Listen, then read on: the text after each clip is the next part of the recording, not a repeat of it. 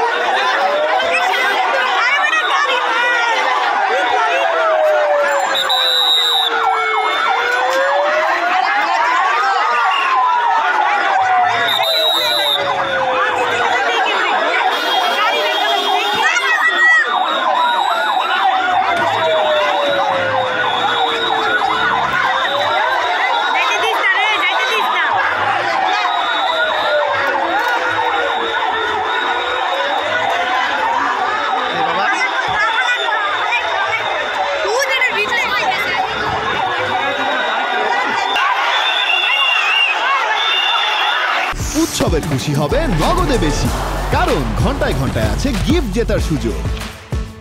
আমার মেয়ে গিয়ে বলছে, মা আজকে মিস করে গেছি, আমার এমন চাকরি আমাকে নিয়ে আমার কষ্ট ছেড়ে কষ্ট না। তো আমার দুইটা লোক বসে, দুইটা ছাত্র আছে, আমার সাইডে দিতে পর আমি দোষিয়ায় ওর বিচার যা করার আমরা করবো, আমরা মা বাতিরা করবো ওর বিচার, আমরা মা বাতিল ওর বিচার করবো। 2 মিনিটের লোক সাইডে তো যাতে হয় কোন সন্তান যাতে আর কোন ভয়ে তাতে মুখ লুকায় না থাকতে পারে, আর অগমত মানুষ যাতে আরেকটা মায়ের শরীরে কাজ করার আগে তাতে দুইবার ভাবে কোন আইনের হাতে দেবো না, আমাদের হাতে ছেড়ে দেন। 2 মিনিটের জন্য আমরা যা করার আমাদের হাতে ছেড়ে দিলে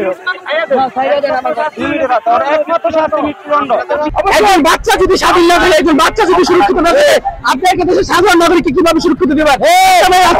কিভাবে কাজে বের হবে, সে কিভাবে হাসপাতালে আসতে পারবে না।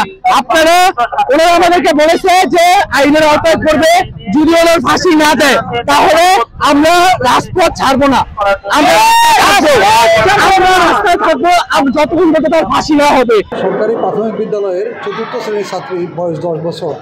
গতকাল সকাল 10টার সময় সে স্কুলে আসে, তখন স্কুলে অন্য কোনো ছাত্রী ছিল না। এই সময় স্কুলের দপ্তরে ছিল, দপ্তরে তাকে একটা রুমে নিয়ে ধর্ষণের চেষ্টা করে।